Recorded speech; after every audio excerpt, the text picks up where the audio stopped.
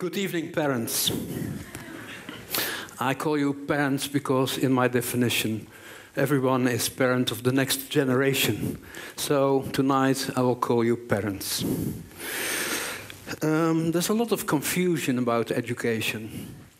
Parents are very critical, teachers are overburdened, and our children are labeled, and thus classes full of exceptions are formed. And as parents, we are worried about their future. On one of my travels to Kenya, I came across an example that may help us because it has a beautiful principle. We heard that of the schools in our project, about 300, one school was the best of all these schools. It was far away in the bush. It was the most remote school of the district, so we did not understand it. How could a school so far away in the bush be the best one? There was almost a total lack of learning materials. In the dry season, the children were looking for water and being absent from school, and the level of provisions was almost nil. So we went to visit at school. And we found it in the middle of a Fata Morgana. News had spread, and we found the teaching staff ready to answer this one question. How did you manage to become the best school? And they explained. They said, well, it's mainly about 2 points. The first point is, we accept our situation as it is. And if you can try to imagine, that situation is not very favorable. So they said, well, but it's what it is. And it's up to us to be the best.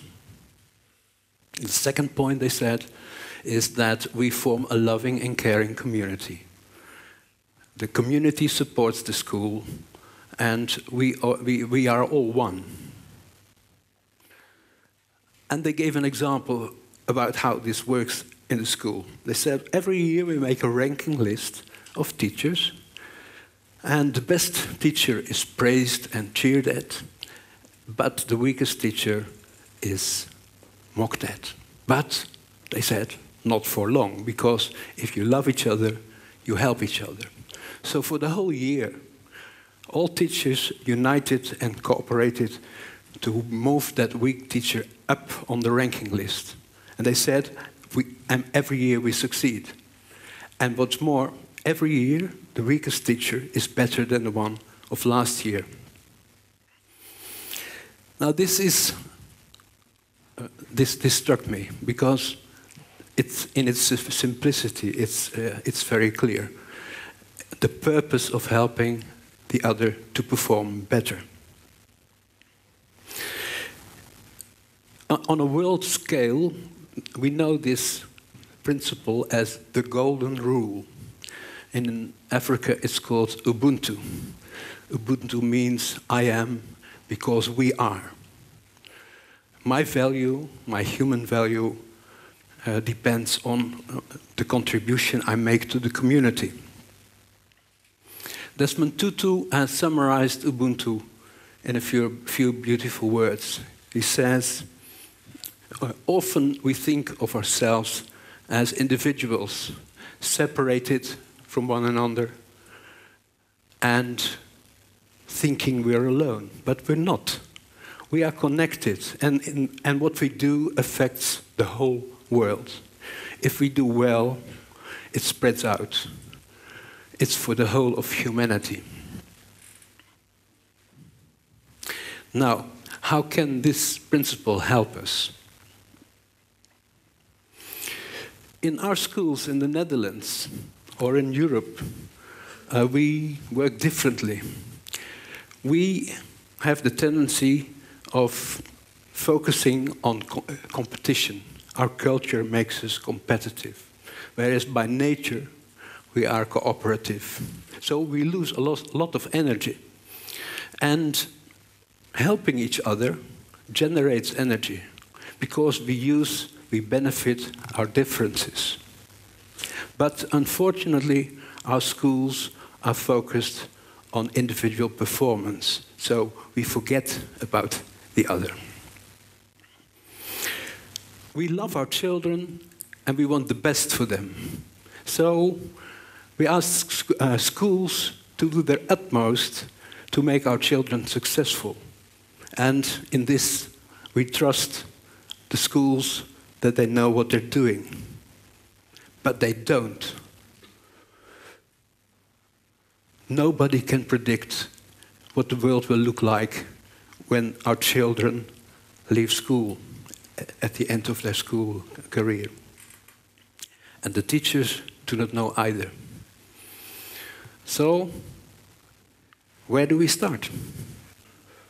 The way we work, the responsibilities we give to the school, lead to the fact that we do not use our differences. We trust our schools to take the whole pedagogical burden, and so they do. And so they teach our children not to steal, not to lie, not to tease each other. And in the meantime, we, the parents, stay at a distance. We, even in our own world, outside school, often ignore moral codes. We have become disconnected. And I'm sure that it takes a community to educate a child.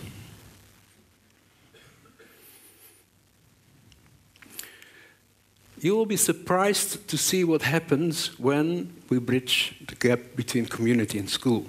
I'll give you an example.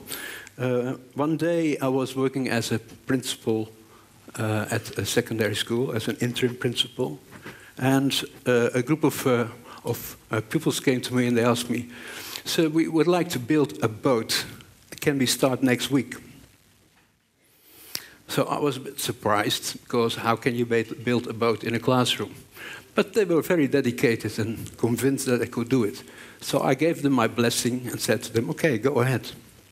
Show me." So they worked hard on it, and to my surprise, they built that boat.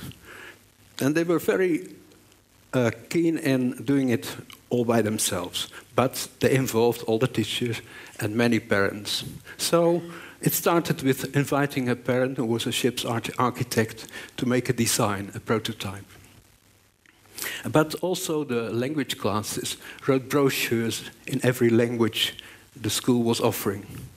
And the economy classes made marketing plans and did calculations on cost and benefit. And the art classes made posters and leaflets and had them printed by one of the parents.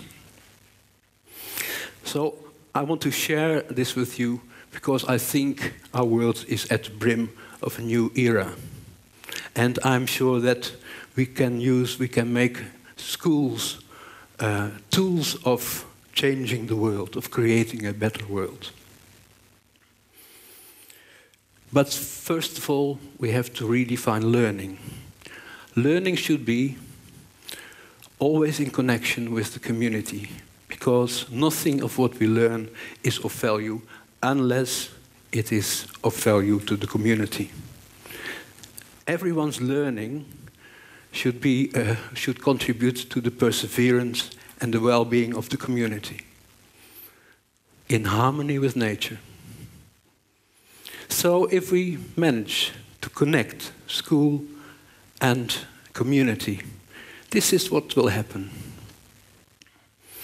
We, the parents, will redefine the curriculum on the basis of sustainability because our survival is challenged.